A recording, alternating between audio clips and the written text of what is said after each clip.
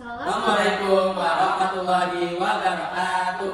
Perkenalkan, kami dari tim debat SMA Negeri 8 Jakarta. Hari ini kami akan membahas secara pro atau secara afirmatif mengenai rekomendasi atau usulan untuk pengembangan unit Museum Sumpah Pemuda dalam rangka menarik masyarakat kekinian.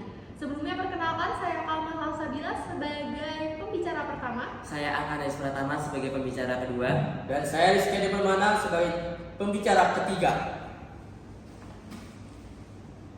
Sebelumnya perlu diketahui terlebih dahulu konsep berpikir dari MOSI ini. Menurut situs Kemendikbud, Museum Sumpah Pemuda ialah museum yang merawat, mengumpulkan, mengkaji, dan juga memfasilitasi benda-benda bernilai sejarah ataupun edukasi sejarah Sumpah Pemuda. Maka dari itu yang akan dibahas yakni mengenai bagaimana cara untuk mengembangkan museum sehingga masyarakat generasi muda, generasi Z, masyarakat urban, masyarakat modern tertarik untuk datang ke Museum Sumpah Pemuda.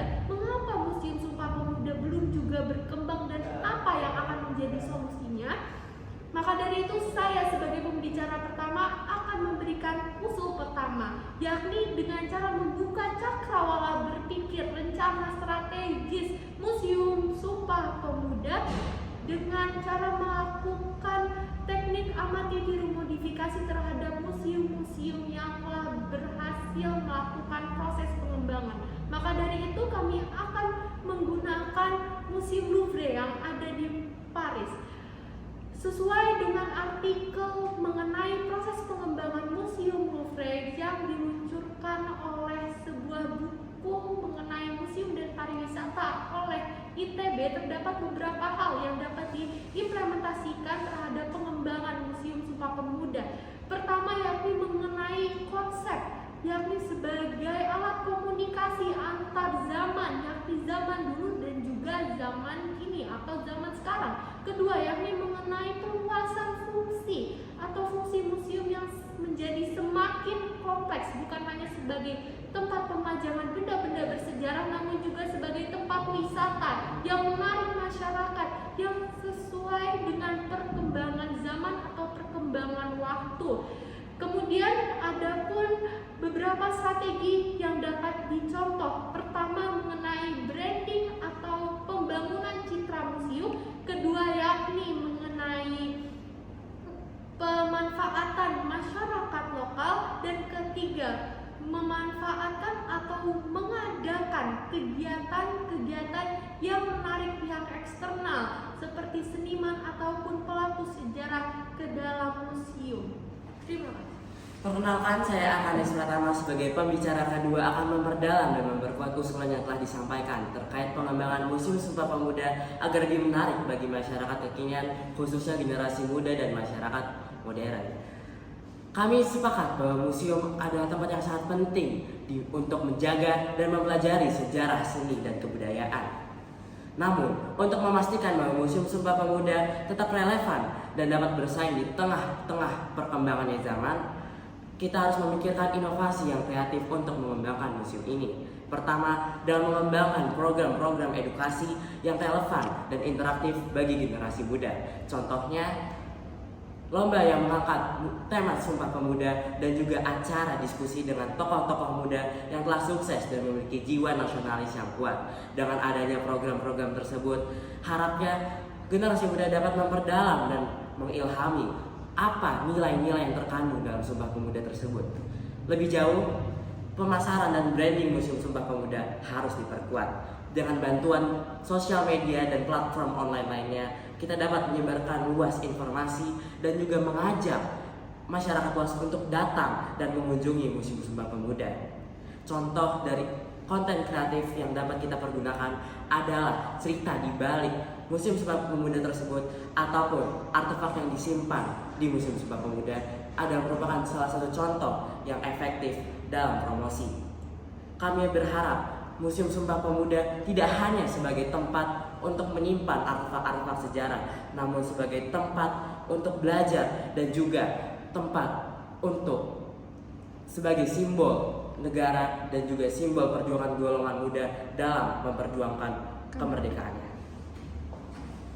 Perkenalkan, saya Rizky Permana sebagai pembicara ketiga. Saya akan memperkuat argumen rekan saya dan menambahkan usulan bahwasanya area luas Gedung Sumpah Pemuda hanya sekitar 550 meter persegi.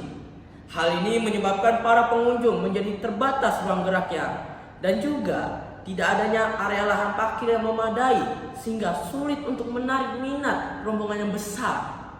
Selain itu juga dalam pengalaman kami mengunjungi Museum Sumpah Pemuda, kami menyadari bahwa Museum Sumpah Pemuda masih belum dianggap ramah bagi kaum difabel. Mengapa begitu? Mari kita ulas.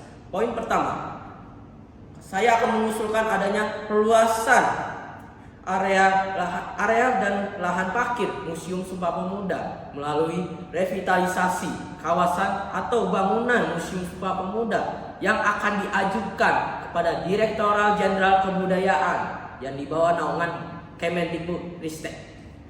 Yang sebagaimana mestinya Museum Sumpah Pemuda adalah salah satu museum cagar budaya. Dan poin kedua, adanya pengembangan layanan informasi inklusif bagi kaum difabel seperti kaum tunanetra. Harusnya disediakanlah teks braille di mana mereka harusnya sudah mengetahui isi pameran tersebut. Jika tidak ada, maka bagaimana mereka tahu isinya? Dan juga bagi kaum tunarungu, bagaimana mereka bisa tahu isi pameran tersebut dari Museum Sumpah Pemuda jika tidak ada video informatif dalam bahasa terjemahan bahasa isyarat? Maka dari itu, kami tim Pro SMA Negeri 8 Jakarta terus mendukung adanya perubahan untuk Museum Sumpah Pemuda agar kedepannya lebih baik dan menarik minat masyarakat. Dan tentunya kami terus mengingatkan kepada Ditjen Kebudayaan agar terus meluncurkan Badan Layanan Umum Museum Cagar dan Budaya atau BLU MCB. Karena adanya BLU ini, Museum Sumpah Pemuda bisa ditransformasikan sebagai ruang belajar yang terbuka dan inklusif. Maka dari itu bisa menarik minat masyarakat maupun kalangan yang difabel. Sekian dari saya, terima kasih. Baik, sekian dari kami yang dibawakan, yaitu rekomendasi atau usulan yang diberikan kepada unit pengembangan Museum Sumpah Pemuda. SMA Negeri 8 Jakarta, cerdas, tangguh, peduli. Salam museum, museum di hatiku. Wassalamualaikum warahmatullahi wabarakatuh.